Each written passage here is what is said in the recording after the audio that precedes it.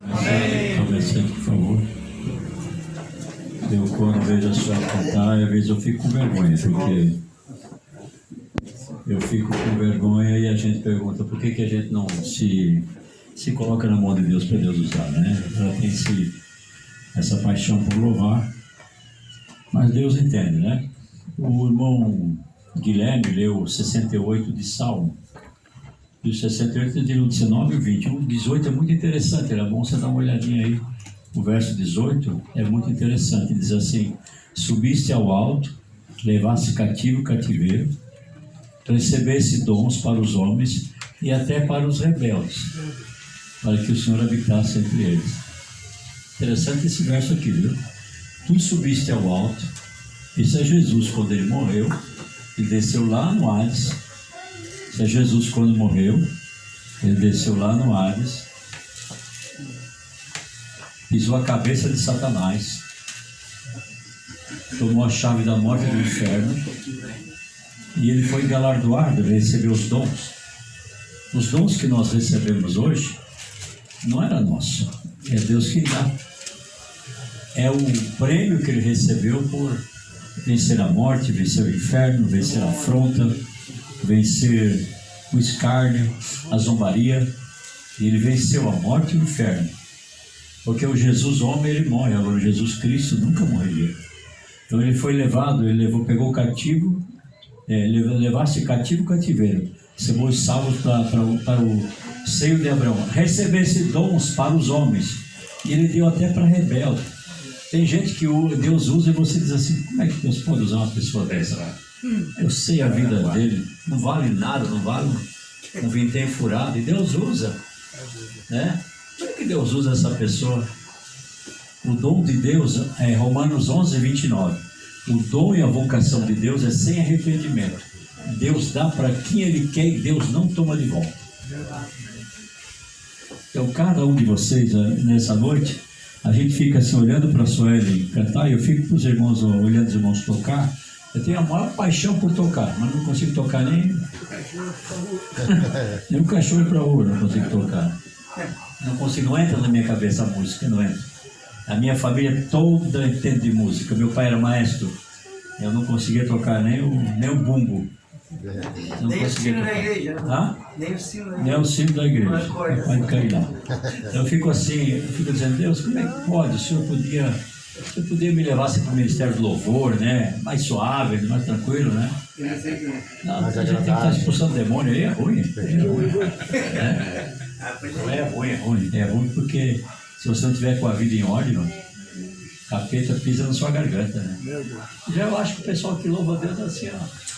Eu já tenho o dom mesmo, né? Tomara que eu esteja errado, né? Porque senão os cantores aí, né? Tá bom, meus irmãos? Vamos lá então, vamos à palavra do Senhor nessa noite.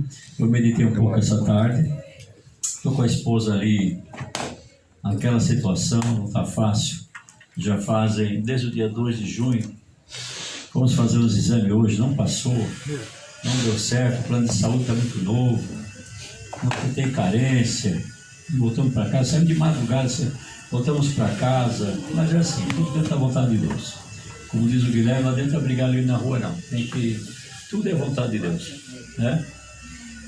A Bíblia diz assim, em Gênesis capítulo 6, verso 1, verso 6 e verso 7. Vamos meditar na palavra? Vamos lá?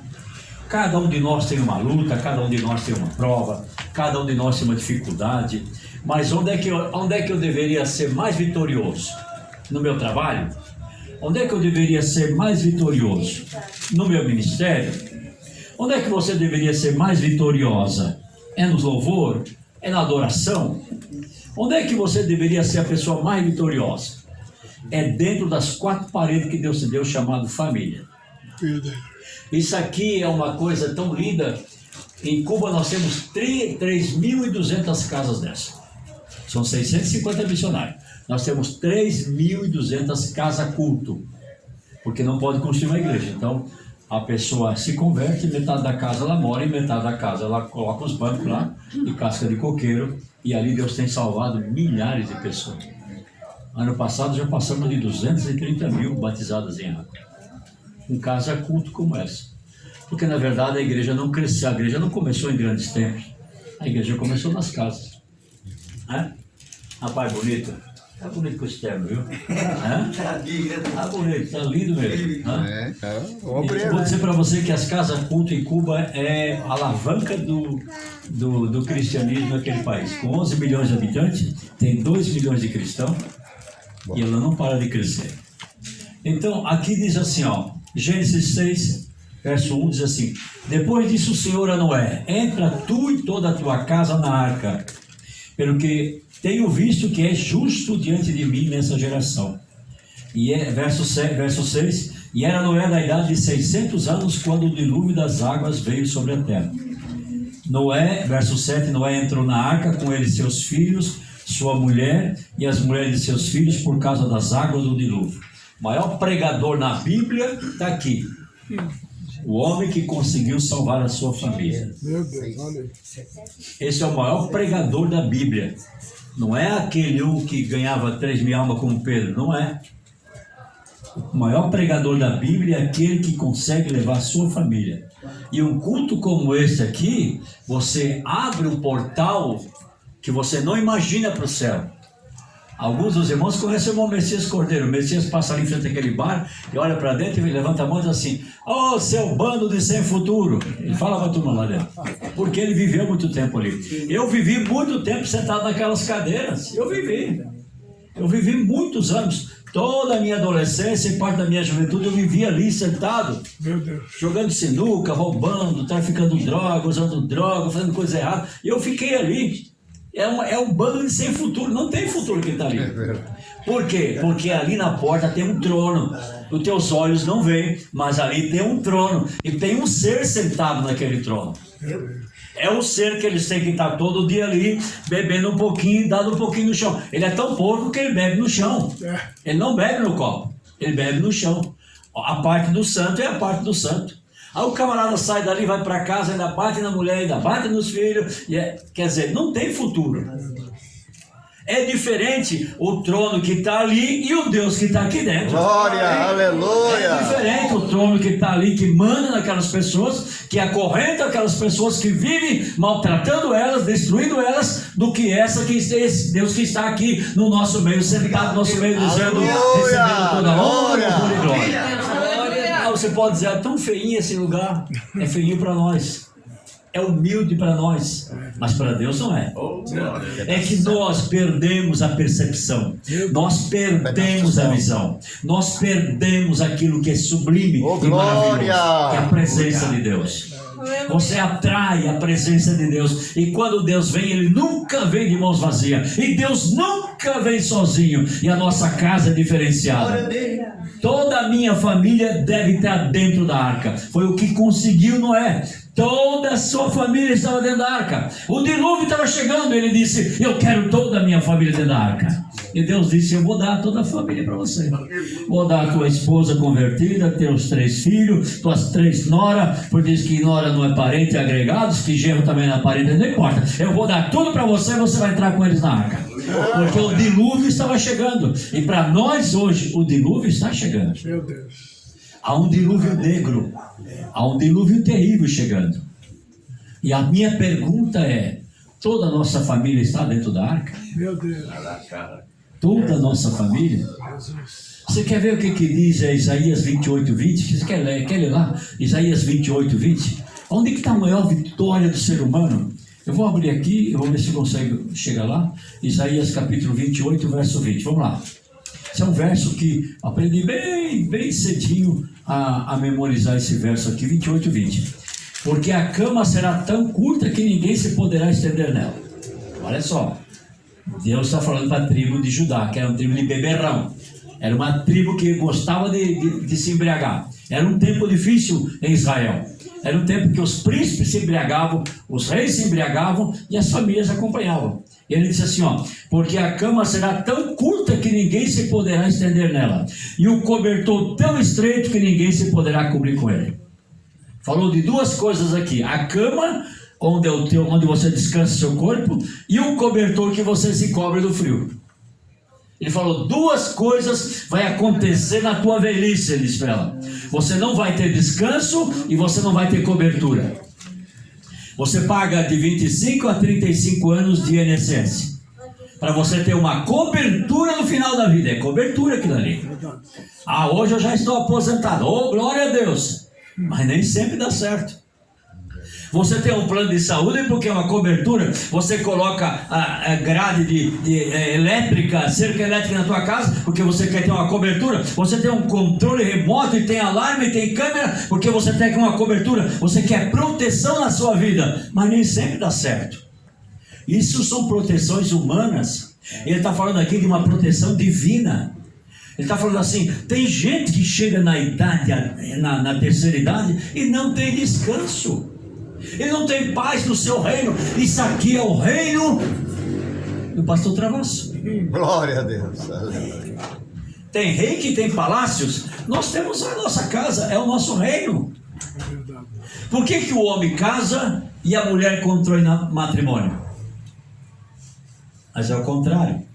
O homem contrai matrimônio e a mulher casa. Os dois não são a mesma coisa. O homem contrai o matrimônio, sabe por quê? Porque ele precisa de uma mãe. E a esposa vai ser a mãe. A mãe que gerou ele não ensinou tudo. A mulher vai acabar de ensinar. As irmãs dizem glória a Deus. Glória a Deus. Ai, ai, ai. Sim, as irmãs vão acabar de educar. De vez em quando elas dizem assim pra gente, tua mãe te ensinou isso, não? Isso, a mulher contrai o matrimônio, o homem contrai o matrimônio, porque ele continua dependendo de uma mãe. Os marmanjos continuam dependendo de uma mãe. Por que a mulher casa? Ela não contrai matrimônio, ela casa. Porque ela é a rainha do lar. O reino ali não é dele, é dela. Quem é que muda os móveis de lugar? Ele ou ela? Quem é que limpa a casa e põe o tapete e está dizendo, limpa aí, se quiser entrar tem que limpar o pé? É ela que fala isso, não é o homem que fala isso. Porque ela é a dona da casa. São diferentes. Agora, uma família abençoada, estruturada, é aquela família que você coloca ela toda dentro da arca, todos pensam da mesma maneira, todos vivem da mesma maneira. Por que funcionavam as coisas na antiguidade, onde o pai era o chamado patriarca? Você vai trabalhar lá, você vai trabalhar lá, você vai trabalhar lá, e você volta a tal hora, e todo mundo obedecia. Você vai casar com fulana, e você vai casar com fulano, e tudo era obedecido. Era o pai que mandava. Você nunca vai ver assim na Bíblia, e o Senhor apareceu naquela casa e salvou o homem, a mulher, a sua filha tal. Não, o Senhor salvou aquele homem, porque veio toda a família. Se o homem se convertesse, ele dizia, vai todo mundo comigo. Nosso pai era assim. Se eu não fosse. Hoje não. Quem disse que você manda em todo mundo dentro de casa? É verdade. Manda. Criou um fiozinho de barba? Já era, mano. Já era, ninguém obedece não. Onde é que nós perdemos essa autoridade? Tu já pensou Noé construindo a arca com 3 filhos? Um deles dizia, eu quero saber. Caim dizia, não quero saber não. Lá trabalhar, velho caduco. Nunca choveu? Não. A Bíblia diz que trabalharam 100 anos sem parar. Deus deu 120 e a Bíblia diz que terminaram em 100 anos. 100 anos sem reclamar e ali, juntinho do Pai. Nós não conseguimos fazer isso hoje. Nós não conseguimos colocar toda a família dentro da arca. É verdade. A maior vitória nossa é ter um culto desse. Porque culto familiar está sendo dizimado. Acabou. Nós não conseguimos, irmão, manter um culto desse dentro de casa com a família. Essa hora era para estar todo mundo reunido. Tem um na faculdade, tem um ainda que não chegou do trabalho, tem um que está para lá, outro está para cá. Nós não conseguimos mais reunir. Sabe? Diz assim, a cama será tão curta, o cobertor tão estreito. Por quê? Porque você levanta 5 horas da manhã e você sai para o trabalho. Teus filhos estão dormindo. Eu criei meus filhos assim. Eu saía 5 horas, atravessava São Paulo, chegava 7 horas, porque era encarregado, tinha que estar o primeiro a abrir a porta. E chegava em casa 9, 10 horas da noite, meus filhos continuavam dormindo. Eu criei todos os meus filhos assim. Nenhum foi para as drogas. Nenhum. Mas fim de semana estavam na casa de Deus. Eu consegui mantê-los. Depois adotei 2 que perdi todo o cabelo da minha cabeça. Os meus biológicos, eu tive uma outra convivência com eles. Então, culto familiar é a coisa mais preciosa que você pode ter depois de ter uma igreja para você congregar. É daqui que nasce a igreja. É daqui que nasceu a igreja evangélica do Brasil hoje, foi dos cultos familiares. E onde é que nós estamos perdendo? Você envelhece e você diz, não tem nenhum filho para me cuidar. Nós temos o asilo Rússia ali. Eu sempre digo, filho de crente jamais deveria estar naquele asilo. O pai nunca deveria estar ali, porque o que eu semeio eu vou colher na minha velhice. Olha aí. Vocês trabalham com pessoas dependentes. Eu trabalho com crianças. Já passou no nosso abrigo 1.200 crianças. 90% das crianças que passam lá são filhos de crente. Meu Deus. Camboriú é a capital da pedofilia no estado de Santa Catarina. Meu Deus do céu. Você não pode sair, não pode ser divulgado.